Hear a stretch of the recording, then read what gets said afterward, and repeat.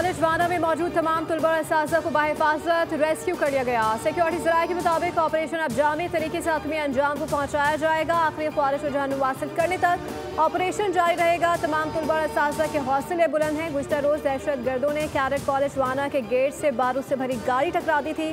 Security forces ने 2 दहशत गर्दों को वासिल जहन्नुम किया था। 3 दहशत गर्द कॉलेज में दाखिल हुए थे जो तहाल कॉलेज में महसूर हैं।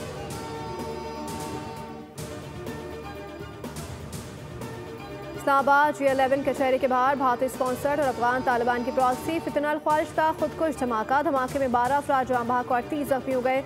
धमाके के जख्मियों को पिम्स अस्पताल मुंतकिल करके इमरजेंसी नाफिज कर दी गई। पिम्स में जेर इलाज जख्मियों में 4 की हालत तशवीशनाक है। कानून नाफिज करने वाले इदारों ने जाए वकवा को सील कर दिया है। इब्तिदाई रिपोर्ट के मुताबिक धमाका पुलिस की गाड़ी के करीब पेश आया। हमलावर मोटरसाइकिल से पुलिस वैन के करीब आया। धमाके की जगह से खुदकुश हमलावर का सर मिल गया।